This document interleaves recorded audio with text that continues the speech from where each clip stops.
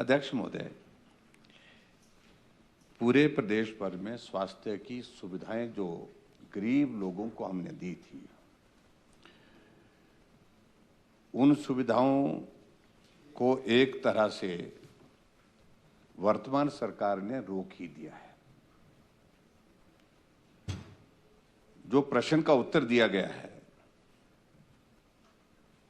और मुझे ये समझ में नहीं आ रहा है कि ये सरकार हकीकत को छुपा करके कहां जाना चाहती है। जो हकीकत है उसको स्वीकार करना चाहिए। आपकी सहारा योजना जो ऐसे लोगों के लिए हमने शुरू की थी हमारी सरकार ने, जो बेबस हैं, लाचार हैं, बिस्तर पर पड़े हैं, जिंदा हैं, लेकिन अपना काम भी खुद नहीं कर सकते हैं, ऐसी बीमारी उनको लग गई क्रॉनिक। और उसके अंतर्गत हम 3,000 रुपए उनके खाते में डालते थे। ऐसे एक नहीं, दर्जनों लोगों के संदेश, दर्जनों लोगों की एप्लीकेशन, दर्जनों लोगों के फोन हमको आ रहे हैं, जिसमें जो पैसा उनको जाता तो वो पैसा जाना बंद हुआ पड़ा है। और इसलिए मैंने अधिकारियों से भी इस बारे में पूछा, तो उस वक्त ये जानकारी दी गई कि वो ट्रेजरी में कोई इश्यू आ गया था, इस कारण से वो जा नहीं पाया। आपके माध्यम से माननीय मुख्यमंत्री जी को मैं जानना चाहता हूं, माननीय मुख्यमंत्री जी से, आपकी बहुत संवेदना है। आपने बहुत अच्छी योजना जो ऐसे बच्चों के लिए भी चलाई है, सुखाश्रय के नाम से। उसकी भावना अच्छी है, चाहे नाम आपने इस तरह का रखा है जिस पर कई तरह की बातें करते हैं लोग, लेकिन छोड़िए, लेकिन आपकी भावना अच्छी है। उसी तरह से ये योजना जो सहारा योजना है, उसी तरह की योजना है। और इसमें आप इस बात को सुनिश्चित करेंगे कि जो लंबित पैसा, अभी तो एक तो यह है कि आपके जो लंबित मामले हैं वो वही बहुत बड़ी संख्या है, 5,379 जो है वो लंबित उसमें है सारा योजना में।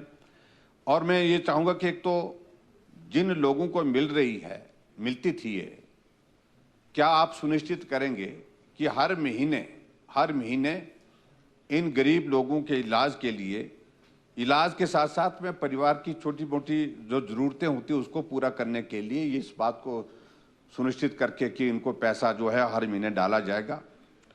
और दूसरी बात अध्यक्ष महोदय, जो दूसरा पार्ट है उसमें, जो हमारी हिमकेयर योजना है, जिसमें आपने ख भाग में उत्तर दिया है कि 355 करोड़ रुपए का भुगतान लंबित है अभी तक, और उसके बाद 127 करोड़ 93 लाख रुपए जो है वो प्राइवेट हॉस्पिटल का बताया। ये दोनों मिलाकर के है, इसको भी स्पष्ट करें। ये 355 करोड़ रुपए और 127 करोड़ रुपए, ये जो 127 करोड़ रुपए ये 355 करोड़ रुपए में शामिल है या ये अतिरिक्त है, इसको भी स्पष्ट करें। तीसरा अध्यक्ष महोदय, मैं ये माननीय मुख्यमंत्री से जानना चाहता हूं, आपने एक फरमान किया, आदेश किया कि प्राइवेट सेक्टर में जो है वो प्राइवेट हॉस्पिटल्स में हिमकेयर अब नहीं चलाई जाएगी, उसका पैसा नहीं दिया जाएगा। हमने इस बात की जानकारी लेने की कोशिश की, कोई अनियमितता पाई गई क्या? लेकिन अनियमितता भी कोई पाई नहीं गई है अभी तक, उसकी कोई जांच नहीं है, उसकी कोई रिपोर्ट नहीं है, लेकिन फिर भी उसके बावजूद बंद कर दी गई। तो क्या आप इस बात को सुनिश्चित करेंगे कि जो प्राइवेट हॉस्पिटल में, जब हॉस्पिटल में मरीज जाता है, गरीब आदमी जाता है, उसको अल्ट्रासाउंड की डेट एक महीने के बाद मिलती है। वर्कलोड है वहां पर, डॉक्टर का कसूर नहीं उसमें। एमआरआई की डेट जो है वो 3-3 महीने की मिलती है, सीटी स्कैन की डेट 2-2, 3-3 महीने की मिलती है। तब तक तो आदमी जिंदा ही रहना उसके लिए असंभव नहीं है।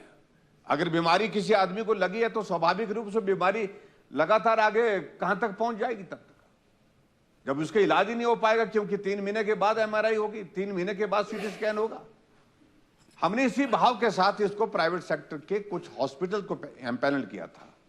तो क्या आप इस बात को सुनिश्चित करेंगे कि जो प्राइवेट हॉस्पिटल्स में भी जो हमने हिमकेयर की एक व्यवस्था दी थी, वो इसलिए की थी कि स्वास्थ्य से ऊपर, यानी कि आदमी की जिंदगी से महत्वपूर्ण किसी आदमी के लिए कोई चीज नहीं है, तो आप सुनिश्चित करेंगे कि उनको भी जो है वो जो प्राइवेट हॉस्पिटल, आप उस पर इन्वेस्टिगेशन करिए, अगर आपको लगता है गलत किया है किसी ने, कार्रवाई करिए उनके खिलाफ। चलिए आ गया। लेकिन उसके बावजूद आप क्या सुनिश्चित करेंगे कि वे जो प्राइवेट सेक्टर में कुछ एम्पैनलमेंट जिन हॉस्पिटल को की थी वो लोगों की सुविधा की दृष्टि से की थी, और उस